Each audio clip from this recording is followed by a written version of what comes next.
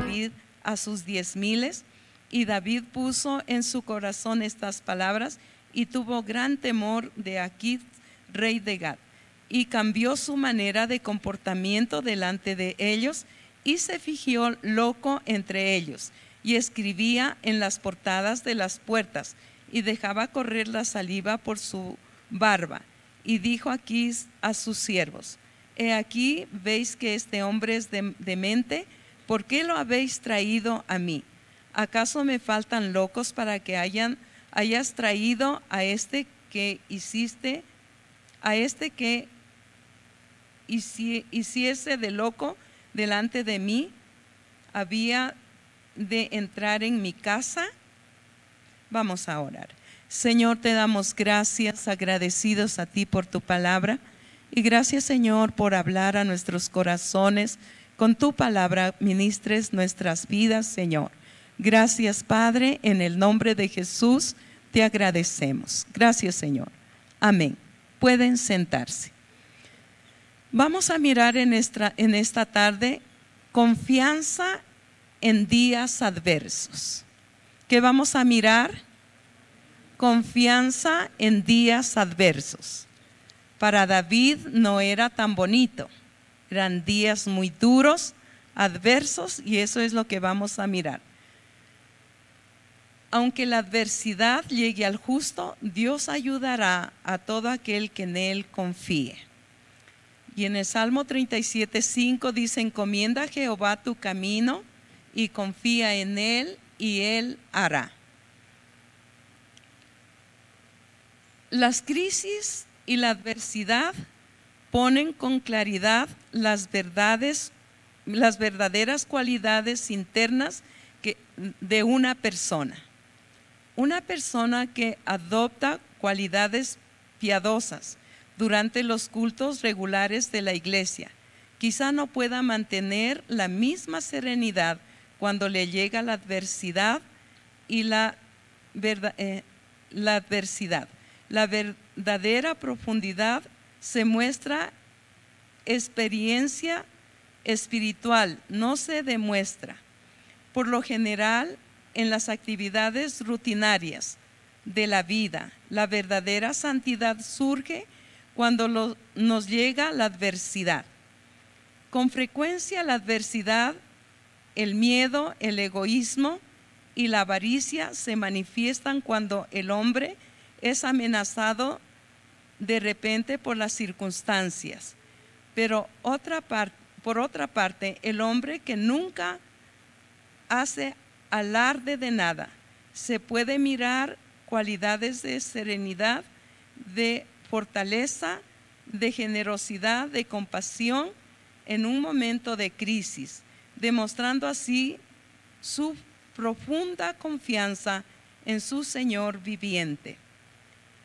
La adversidad, ya sea que se manifieste mediante una crisis repentina o una prueba a largo plazo, nos da la oportunidad de testificar al mundo, al aspecto práctico y al inmediato valor de la fe en Dios.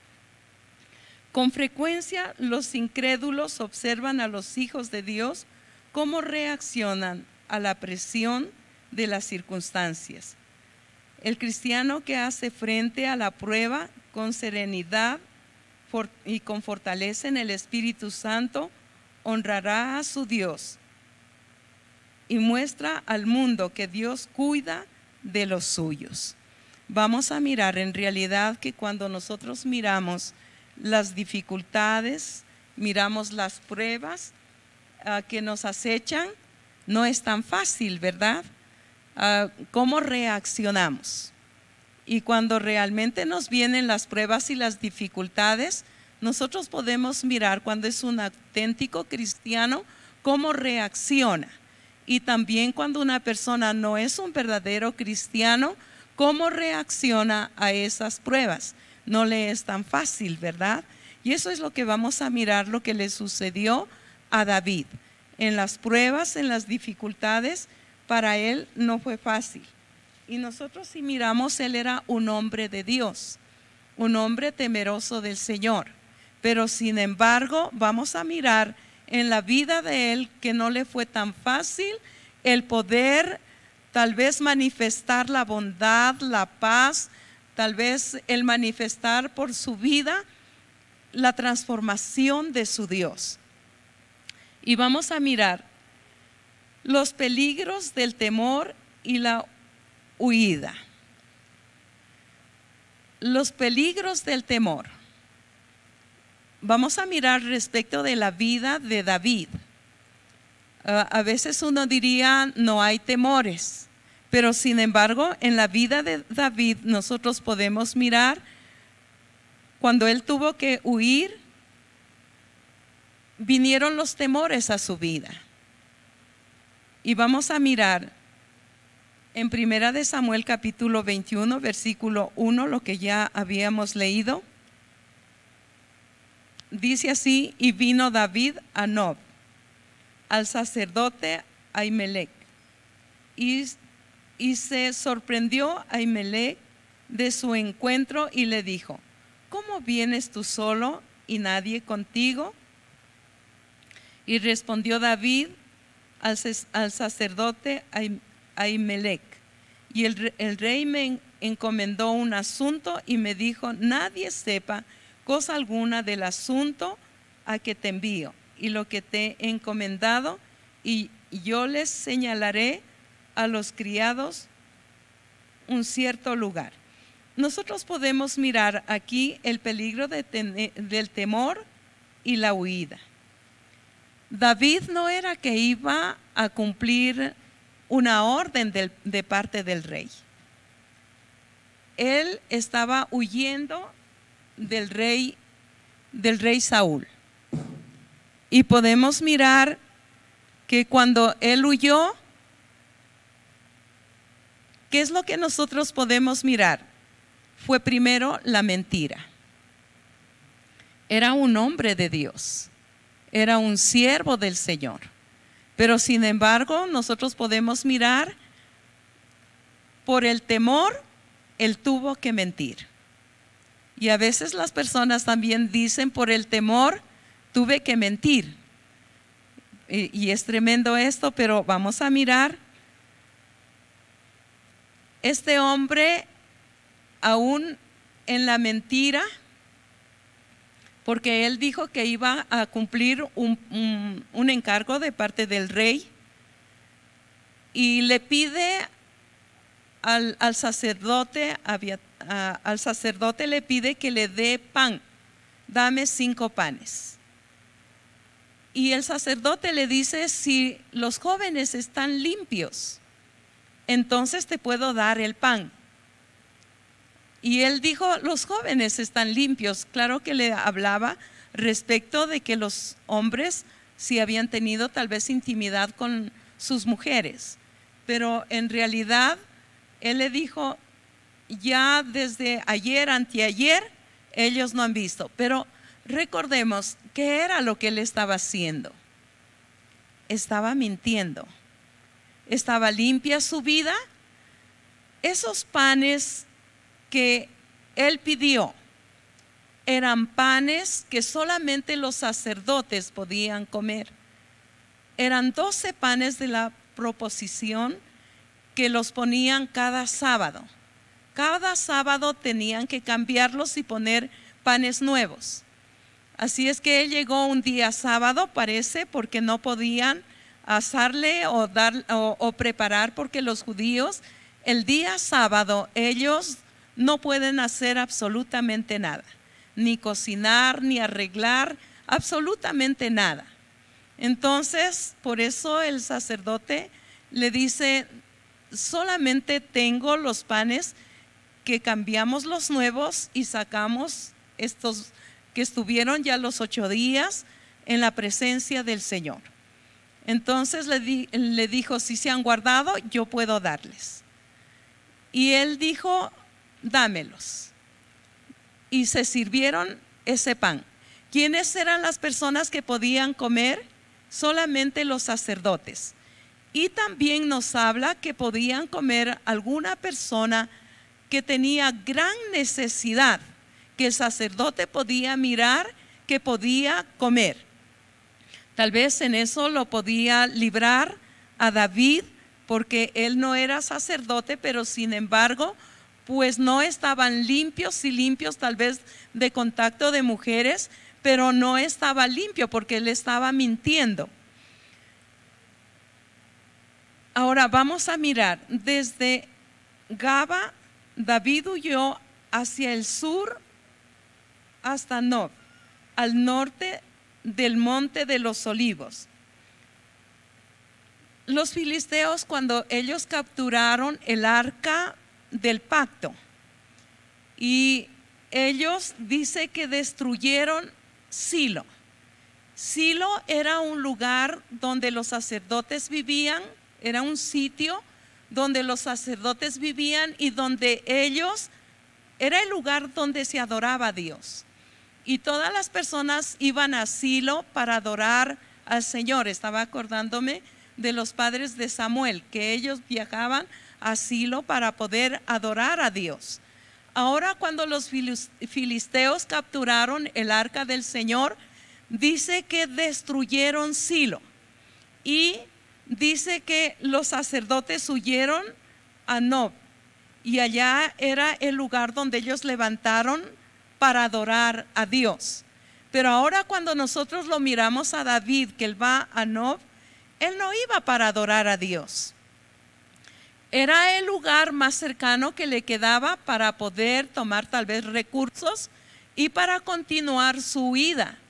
Estaba huyendo de Saúl. Si nosotros recordamos, pues Saúl le tenía rabia, coraje, pues él sí quería matarlo, quería acabar con David, pero sin embargo, pues él tuvo que huir. En Mateo capítulo 12, versículo 3, el Señor Jesús le justificó a David el que él hubiera comido ese pan. Y dice, pero él les dijo, ¿no habéis leído lo que hizo David cuando él y los que con él estaban tuvieron hambre? ¿Cómo entró en la casa de Dios y comió los panes de la proposición que no les era lícito comer, ni a él ni a los que con él estaban, sino solamente a los sacerdotes? Entonces podemos mirar que de todas maneras el Señor Jesús también lo justificó por haberse comido los panes, ¿verdad?, de la proposición. El temor hizo que David no procediera con honestidad y mintió a Ahimelech, al sacerdote. Nosotros podemos mirar cuando David, él enfrentó a Goliat, él no tenía temor. La fe que David tenía le hacía mirar a Goliat como un perro muerto, como alguien que lo podía acabar en un momento. Pero ahora nosotros lo vemos a David mintiendo. Si en la ocasión anterior él tenía esa valentía y dijo, pues él, ¿quién es este incircunciso que desafía a los ejércitos de Jehová? Y él dijo, yo puedo ir y lo mataré así como he matado al oso, al león, así acabaré con él. Qué tremendo, ¿verdad? Pero ahora, recuerde que el gigante Goliat era un hombre guerrero. Pero ahora nosotros miramos que él estaba huyendo del rey Saúl. No era como un gigante guerrero. Era un hombre común, pero como que David se convirtió el blanco de este, podríamos decirlo, monarca, el rey. Y pues él decía estas palabras: no puedo tocar al ungido de Jehová. Entonces como que eso le limitaba al poder hacer algo en contra de Saúl. Yo creo que él sí tenía la valentía, porque sí podía hacerlo, pero eso era lo que le limitaba a que él pudiera tal vez levantarse en contra del rey Saúl, recordando que era el ungido de Jehová. Y por eso él mejor decidió huir. No era verdad que el rey lo había mandado a hacer algunos asuntos. Cuando nosotros miramos al sacerdote Ahimelech, él cuando sale y lo ve, David era un muchacho todavía, un joven, no tan muchacho, ya tendría como unos 23 a 24 años. Y cuando lo ve solo, para él sí fue sorprendente, porque ¿cómo era posible que él llegara solo? Sí, con pocos, tal vez no dice cuántos, pero sí nos habla que estaba con algunos jóvenes. Sin embargo, nosotros podemos mirar, este sacerdote se sorprendió. ¿Y cómo así tú llegas solo? Es que es apremiante lo que el rey me mandó a hacer. Y después podemos mirar que él no tenía armas. O sea, es tremendo porque él huyó de la noche a la mañana, por eso él no estaba equipado con todo lo que debía llevar, ¿verdad? Entonces, no era verdad que el rey lo había mandado a hacer algo secreto y que nadie supiera.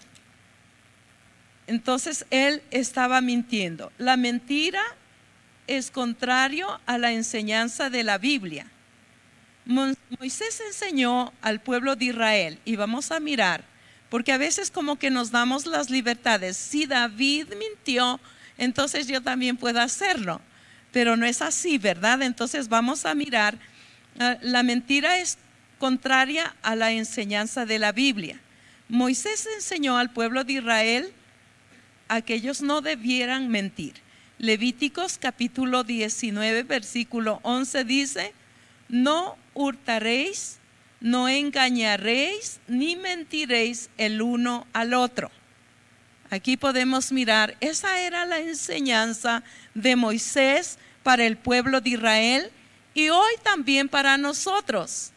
Hay muchos que practican todavía la mentira. Es tremendo, ¿verdad? Pero vamos a mirar.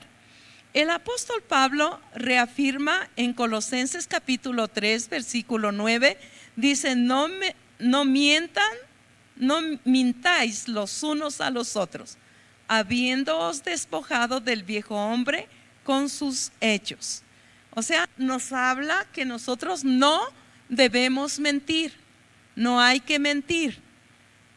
Y esto es tremendo, solamente Dios puede hacer un milagro, porque es una obra de la carne, y como que eso está, ¿qué diríamos? En la punta de la lengua, ¿verdad? Para poder quedar bien. Ahora vamos a mirar, a Satanás se lo llama el padre de la mentira. En Juan capítulo 8 versículo 44 dice: vosotros sois de vuestro padre el diablo, y los deseos de vuestro padre queréis hacer. Él ha sido homicida desde el principio y no ha permanecido en la verdad, porque no hay verdad en él. Cuando habla mentira, de suyo habla, porque es mentiroso y padre de la mentira. Aquí nosotros podemos mirar, ¿verdad? La mentira, pues, está prohibido al pueblo de Dios. Satanás procura engañar a los hombres a fin de que adopten sus prácticas. ¿Y cuáles son las prácticas que quiere que adopten? La mentira. Es el padre de la mentira. En Primera de Reyes capítulo 22 versículo 22 dice así: y dijo: yo saldré y seré espíritu de mentira en boca de todos sus profetas. Y él dijo: le inducirás y aún lo conseguirás. Ve pues y hazlo así.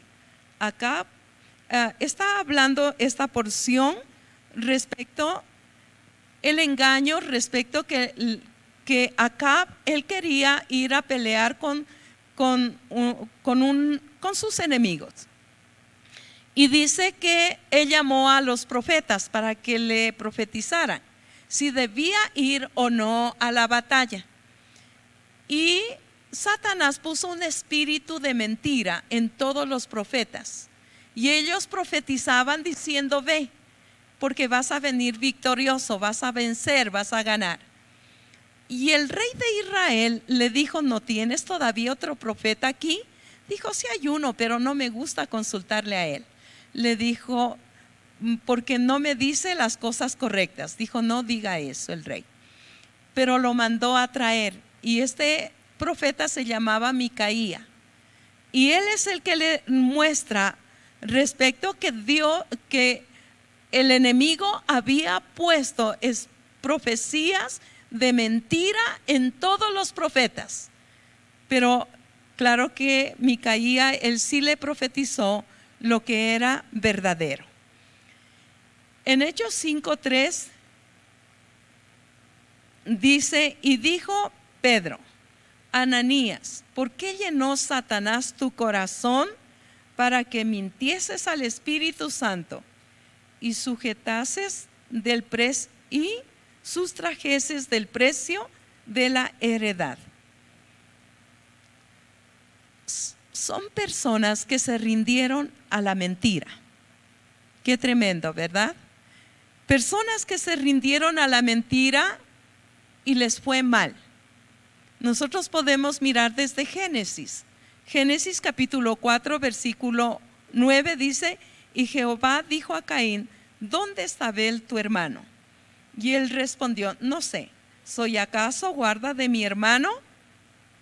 Le preguntó él sí sabía qué era lo que había pasado con Abel. Él lo mató, por ahí lo dejó tal vez escondido, pero sin embargo le pregunta y le dice: ¿dónde está tu hermano? ¿Acaso yo soy guarda de mi hermano? Mire, la mentira estaba ya en esa persona. Si nosotros miramos también en Génesis capítulo 37 versículo 31, los hermanos de José también mintieron.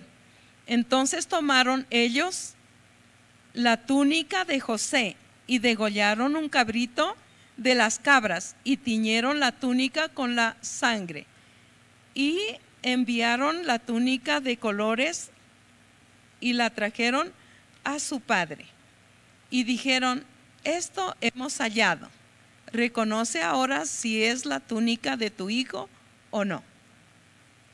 Ellos sabían que era la túnica de José. Ellos le sacaron, la tiñeron de sangre de un corderito, y después le mandan y le dice: ¿reconoces la de tu hijo? Es la mentira, ¿verdad? Y a veces uno diría: pero en la Biblia está escrito. Sí, está escrito, pero para que nosotros podamos ser diferentes, ¿verdad? Ahora, estaba mirando un ejemplo en el Nuevo Testamento de Pedro. Mateo capítulo 26 versículo 72 dice: pero él negó otra vez con juramento: no conozco al hombre. Cuando Pedro salió, lloró amargamente. Es un ejemplo de conducta para el creyente que falla. Al confesar hay perdón. Esto es muy importante. Al confesar la mentira hay perdón. Y podemos mirar, pues él sí mintió y dijo: no lo conozco a ese hombre. Si con él andaba, con él estaba en todas partes.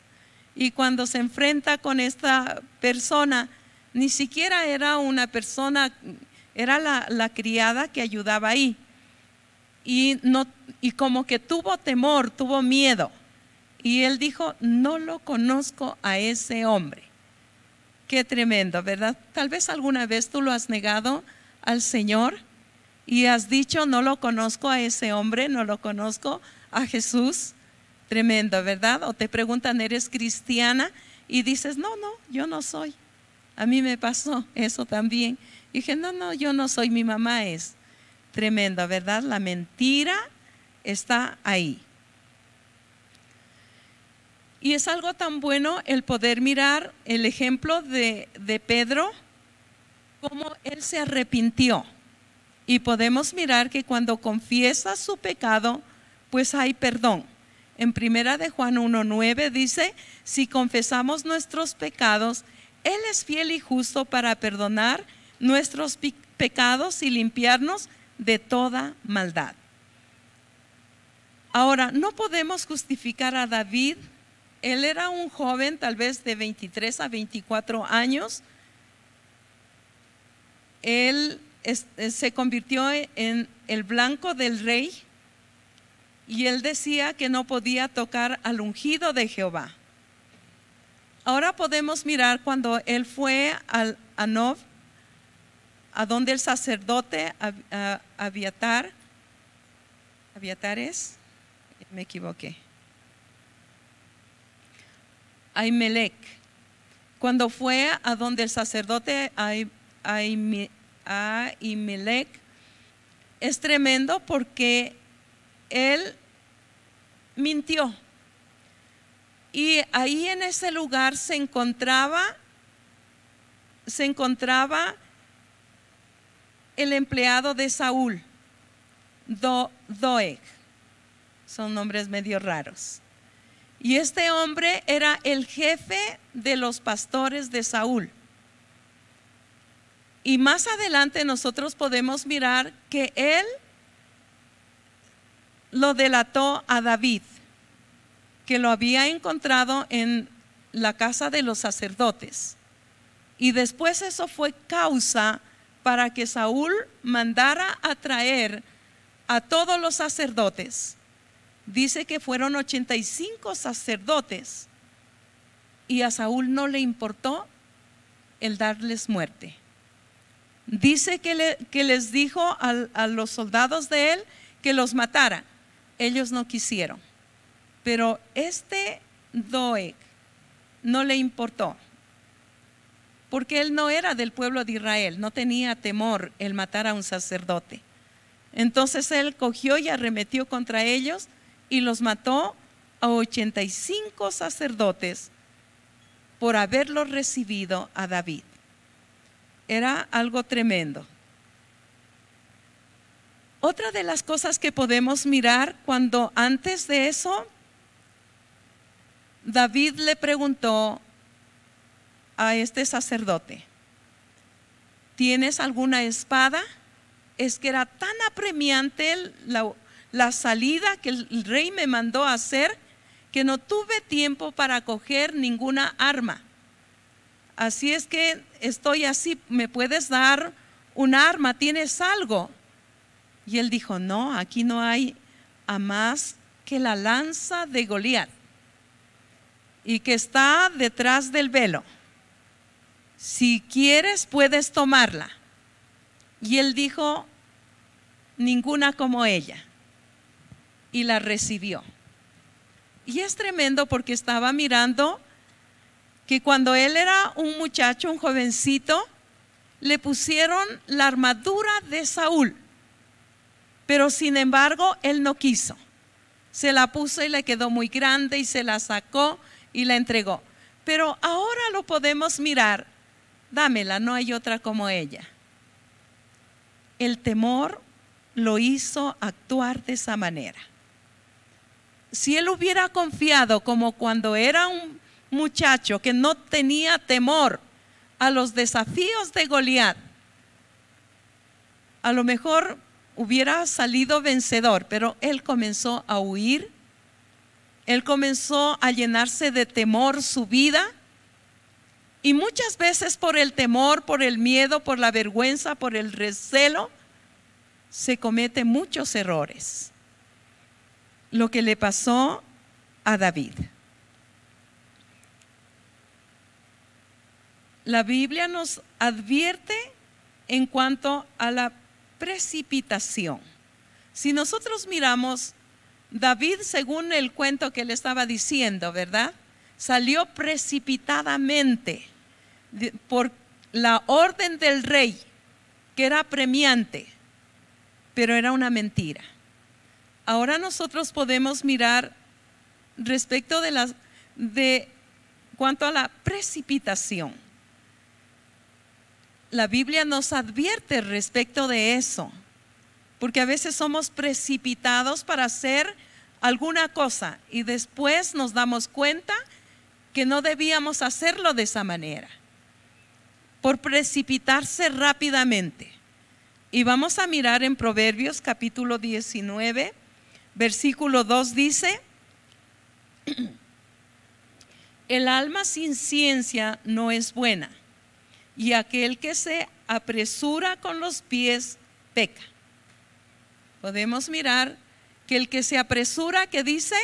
Con los pies peca. Y eso fue lo que le pasó a David. Se apresuró.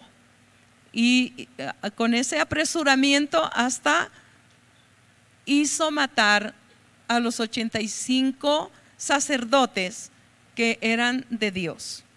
En Isaías 28:16 dice: por tanto Jehová el Señor dice: he aquí que yo he puesto en Sión por fundamento una piedra probada, angular, preciosa, de cimiento estable. El que creyere, no se apresure. No se apresure. Y en Isaías capítulo 40, versículo 31, dice así: pero los que esperan en Jehová tendrán nuevas fuerzas, levantarán alas como las águilas, correrán y no se cansarán, caminarán y no se fatigarán.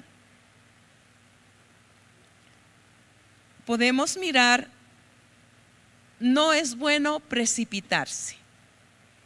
Y en la vida de David nosotros podemos mirar que él se precipitó, el huir de Saúl.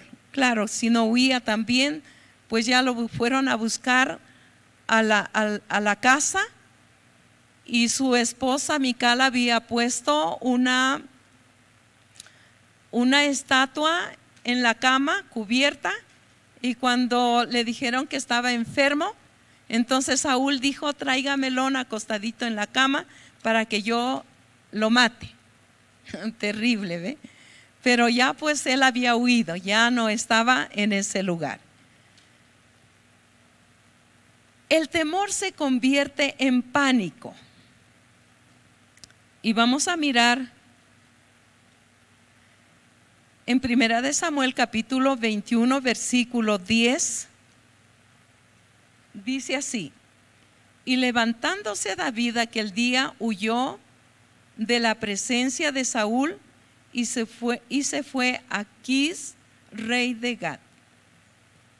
Y los siervos de Aquis le dijeron: ¿no es este David el rey de la tierra? ¿No es este de quien cantaban en las danzas diciendo: hirió Saúl a sus 1000 y David a sus 10,000? Y David puso en su corazón estas palabras y tuvo gran temor de Aquis, rey de Gat, y cambió su manera de comportarse delante de ellos y se fingió loco entre ellos, y escribía en las portadas de las puertas y dejaba correr la saliva por su barba. Y dijo Aquis a sus siervos: he aquí, ¿veis que este hombre es demente? ¿Por qué lo habéis traído a mí? ¿Acaso me faltan locos para que hayáis traído a este que hiciese de loco delante de mí? ¿Había de entrar este en mi casa? Cuando habla y dice aquí, dice: has traído a este que hiciere de loco delante de mí. O sea, como que aquí podía mirar como que se hizo David el loco en ese momento, y era la verdad. Eso era porque lo presentaron y era, pues lo reconocieron, la fama y todo del pueblo de Israel, que la gente gritaba: Saúl mató a sus 1000 y David a sus 10,000. Y cuando él escuchó respecto de eso, es que comenzó y se hizo como el loco. O sea, es tremendo. El rey de los filisteos lo reconoció de inmediato. ¿Quién era este señor que llegaba ahí? y por eso él dijo, no es este del que hablaban. Y decían que mató a sus 10,000. Y eso le trajo mucho temor al corazón de David. Y el temor le hizo actuar como loco. Terrible, ¿verdad? Escribiendo en las puertas, la saliva se la dejaba chorrear por la barba y ahí como loco. El temor lo llevó a hacer todas esas cosas. El temor, el miedo, ¿qué me va a hacer? Qué terrible todo eso, ¿verdad? Vamos a mirar. David pensaba que no había quien se compadezca de él. Pensaba que aún hasta como que Dios lo había desamparado. O sea, como que tan difícil lo que él estaba viviendo, que pensaba que ya todo, hasta con la mentira y todo, pero era cogido como rápidamente. Ahora vamos a mirar el consuelo de amigos y seguidores. En 1 de Samuel capítulo 22 versículo 1 dice así: yéndose luego David de allí, huyó a la cueva de Adulam. Y cuando sus hermanos y toda la casa de su padre lo supieron, vinieron allí a él. David se refugia en la cueva de Adulam. Esta cueva se encontraba cerca de Judá. Allí descubrió que no estaba completamente solo, porque vino su familia y se unieron a él.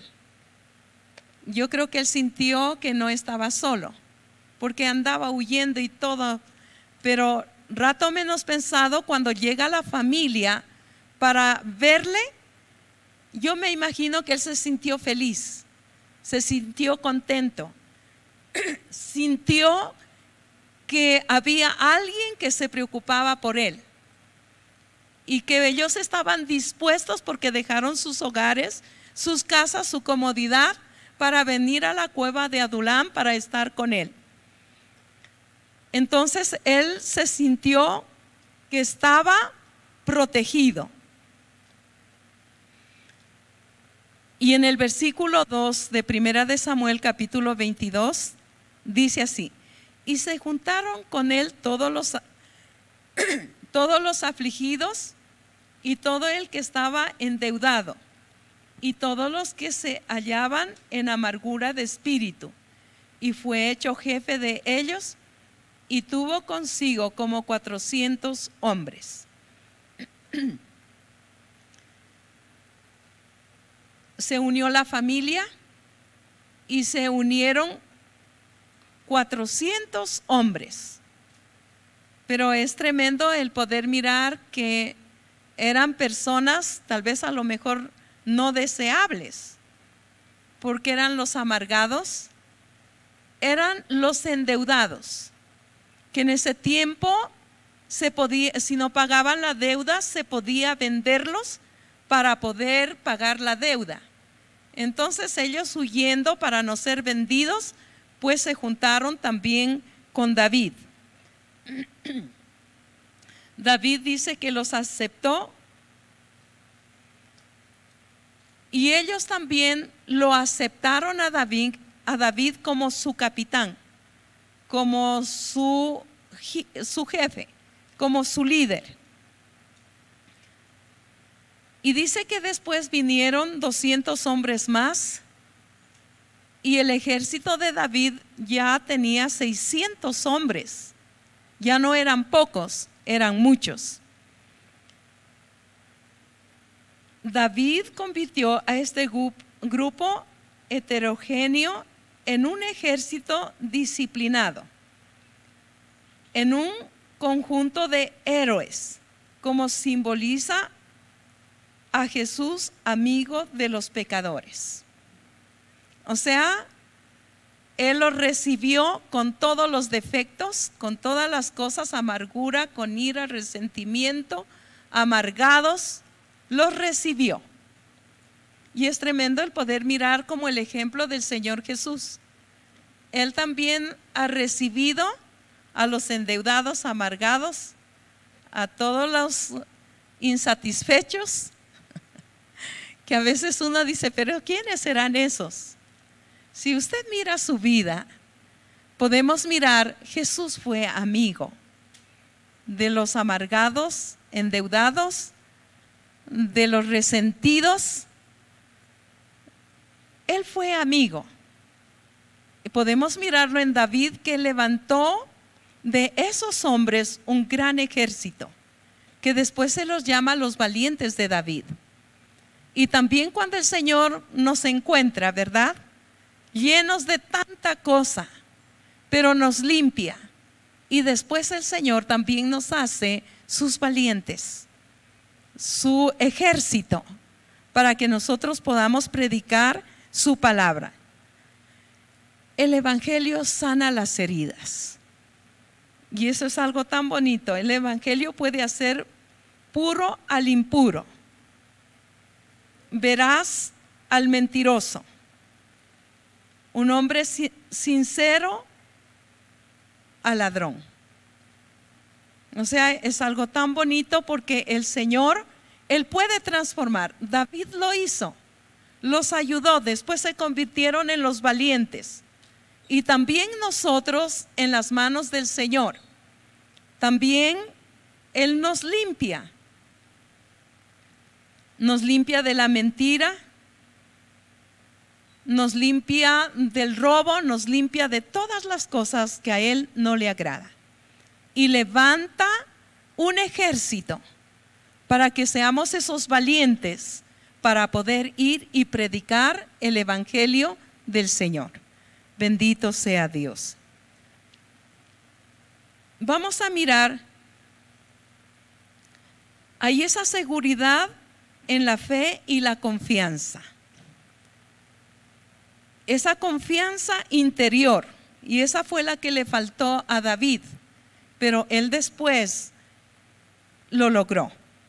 En el Salmo 37:1 dice: no te impacientes a causa de los malignos, ni tengas envidia de los que hacen iniquidad, porque como hierba serán pronto cortados, y como la hierba verde se secarán. Confía en Jehová y haz el bien, y habitarás en la tierra y te apacentarás de la verdad. Deleítate a sí mismo en Jehová, y Él te concederá las peticiones de tu corazón. Encomienda a Jehová tu camino y confía en Él, y Él hará. Exhibirá tu justicia como la luz y tu derecho como el mediodía. Una de las cosas que ha tenido que mirar el hombre de Dios,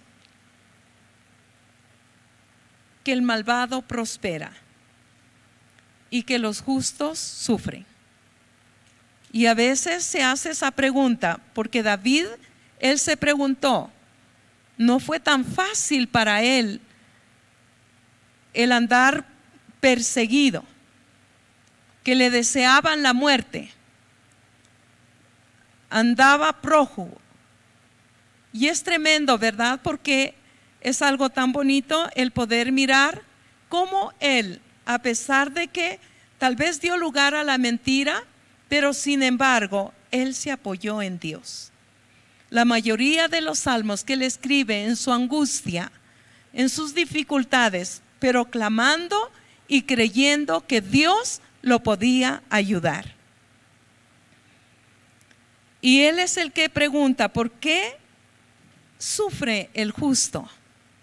El impío como que prospera y como que tiene dinero y se extiende como ramas verdes. Pero después él dice que miró y el impío ya no estaba. Ahí estaba el justo. Entonces David nos advierte que no impacientarnos a causa de los malvados, que causa dolor o sufrimiento, ni tampoco debemos sentir envidia.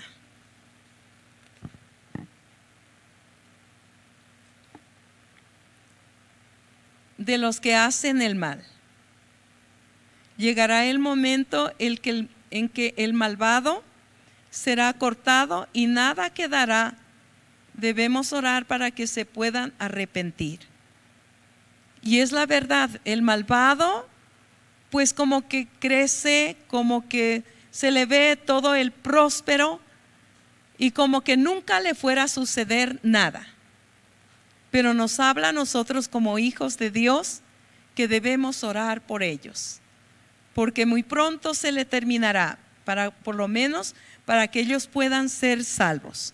En el Salmo 37:1 dice, nos habla de no envidiar al pecador. Nos habla de que no debemos envidiar al pecador. ¿Usted ha mirado al pecador? Y cómo tiene un carro, otro carro, y tiene una empresa, y tiene no sé cuántas cosas. Y como que usted dice, pero yo soy hijo de Dios, y yo hago esto y este otro, y no veo nada. Pero David en este salmo nos habla de no envidiar al pecador. Aunque usted lo vea próspero, aunque le vea que tienen abundancia, no hay que envidiar al pecador. En el Salmo 73, el versículo 2 dice, en cuanto a mí, casi se deslizaron mis pies, por poco resbalaron mis pasos, porque tuve envidia de los arrogantes y viendo la prosperidad de los impíos. Es tremendo, ¿verdad? Cuando mira la prosperidad, cuando mira la bendición del impío y dice, ¿por qué Dios lo bendice? Pero es algo que aquí nos muestra con claridad, y lo que dice, en cuanto a mí, casi se deslizaron mis pies, por poco resbalaron mis pasos, porque tuve envidia de los arrogantes, viendo la prosperidad de los impíos. ¿Le ha pasado eso? Que viendo la prosperidad del impío y como que usted se pregunta y dice, ¿y por qué prospera? Y yo soy un hijo de Dios, ¿y por qué el Señor no me bendice? Pero qué bueno el poder mirar lo que dice la palabra. El apóstol Pablo nos dice en Romanos capítulo 13, versículo 13.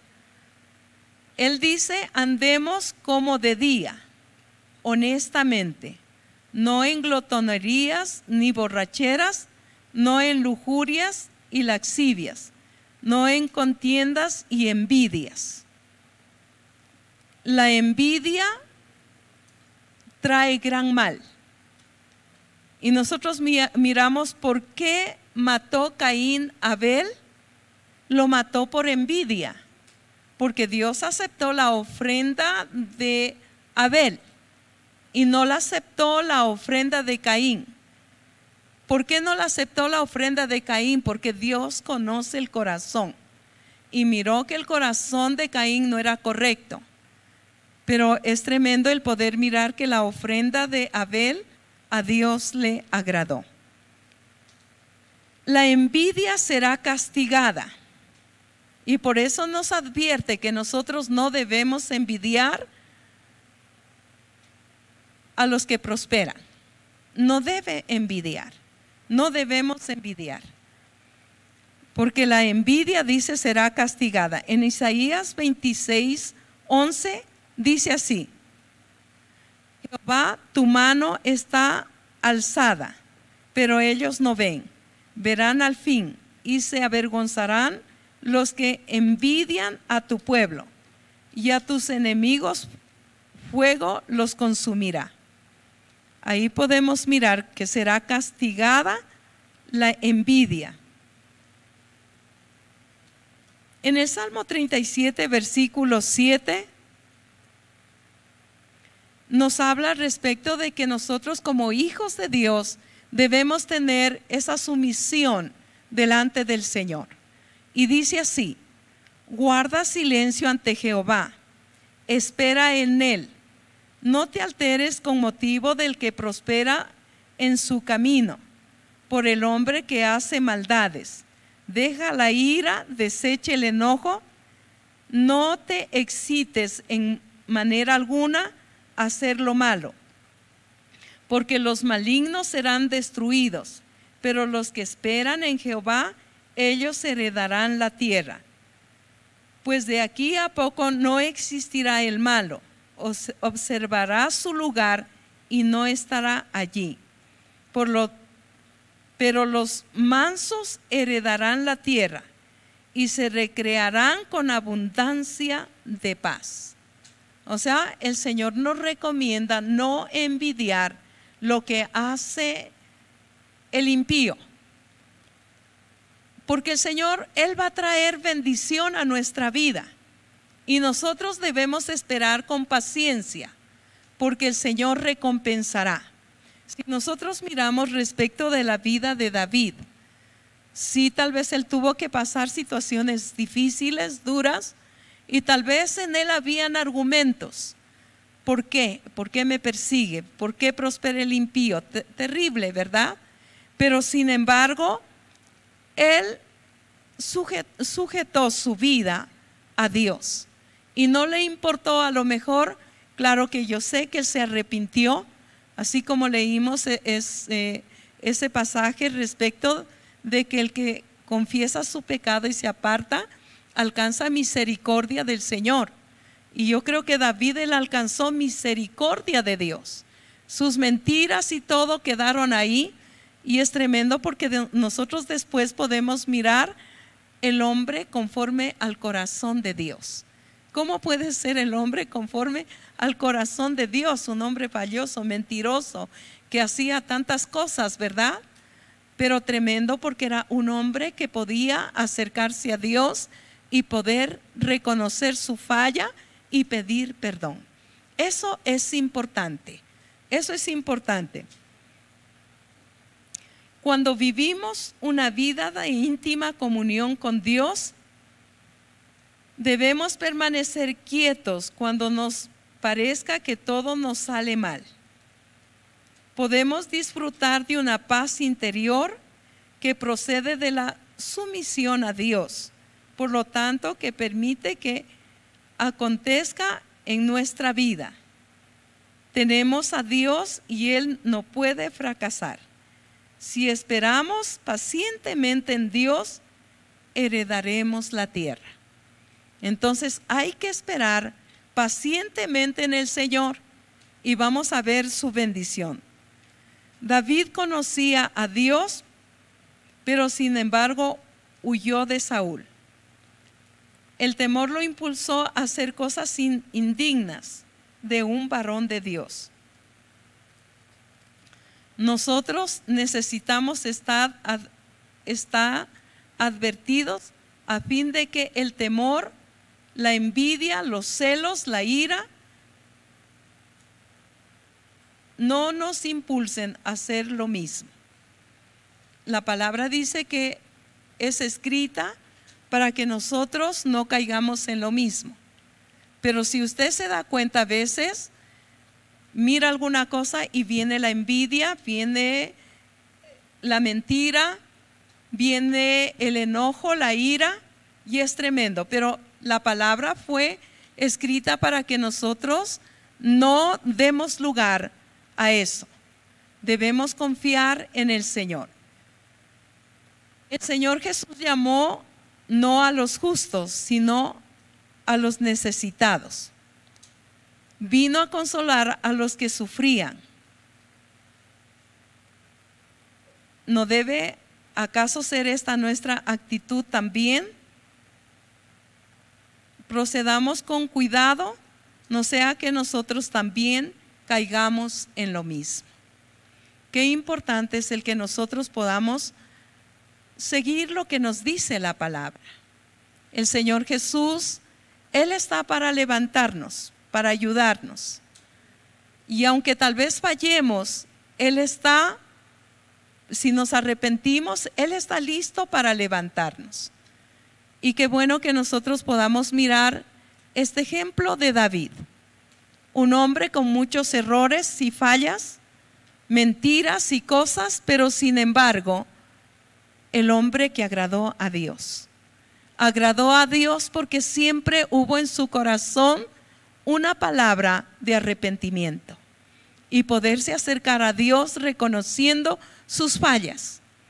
Y qué bueno el que nosotros también, como hijos de Dios, no es que no nos pase cosas, nos pasan tantas situaciones que a veces uno piensa, ya fallé otra vez a Dios, pero qué importante es el que nosotros podamos acercarnos confiadamente a Él y saber que si nosotros confesamos nuestro pecado, Él es fiel y justo para perdonarnos. Esa debe ser nuestra actitud. La actitud de David fue esa, y por eso pues hoy se lo reconoce al hombre conforme el corazón de Dios. No era porque no pecaba, sino porque era un corazón arrepentido que se volvía prontamente a Dios para poder ver la bondad del Señor. Y nosotros, como esos hijos de Dios también, no es que no pasemos circunstancias difíciles, también las pasamos, pero qué bueno el que nosotros miramos la palabra, que si en algo fallamos, podemos rápidamente el recurrir a nuestro Señor Jesucristo y poder ser libres. Vamos a ponernos de pie y vamos a darle gracias al Señor. Tal vez mirando la vida de David, en las debilidades que él cayó, en la mentira, y por causa de la mentira también sucedieron cosas difíciles, la muerte a 85 hombres que amaban a Dios. Y a veces también con cosas que uno hace, tal vez no mata a 85, pero hace cosas indebidas y tal vez se culpa. Pero qué importante es el que nosotros podamos acercarnos al Señor y poder pedir perdón. Cerrados sus ojos, usted pueda mirar su vida. Y tal vez el mirar la vida de David, qué cosas le sucedieron, qué dejó llenar en el corazón, la amargura, el resentimiento, y gente que después se le apegaron a él también, llenas de amargura, endeudados, con resentimiento, pero él pudo levantar esos guerreros valientes, que después fueron esos hombres de renombre. Y también el Señor quiere levantar hoy esos guerreros valientes y quiere usar también su vida con el evangelio que trae gran liberación, gran libertad, que trae grandes promesas. Podamos levantar a mucha gente que tal vez están cautivos con la ira, el enojo, endeudados, pero el Señor quiere usar nuestras vidas para que podamos levantar a esa gente y hacerlos esos valientes para el Señor. Señor, te damos gracias porque tú nos has dado tu palabra. Y a veces hemos tenido que pasar circunstancias tan difíciles también, así como las pasó David, huyendo y en ese lugar haciéndose aún el loco por el temor, el miedo, que cuando permitimos el temor, el miedo en nuestras vidas nos sentimos incapaces y quisiéramos escondernos y no salir de ese lugar. Pero hay una esperanza, Señor, y esa esperanza eres tú, tu palabra. Te damos tantas gracias, Señor, porque tú nos has liberado de la mentira, nos has liberado de la ira, de la envidia, del enojo, porque quieres hacernos tus siervos, Señor, que podamos levantar a otros de la manera que tú nos has levantado a nosotros. Y hoy te damos gracias, Señor. Gracias, Señor, porque no nos acusas, no nos condenas, porque nos amas, Señor. Y cada vez que pasamos pruebas o cosas difíciles, nos haces más fuertes para poder amarte a ti, Señor. Te damos muchas gracias en esta tarde, agradecidos a ti porque tú nunca nos dejas, así como no lo dejaste a David en las manos del impío, Señor. No lo dejaste. Así también tú nunca nos dejas en las manos del devorador. Siempre estás listo, Señor, para levantarnos. Y te damos gracias, Señor, agradecidos a ti.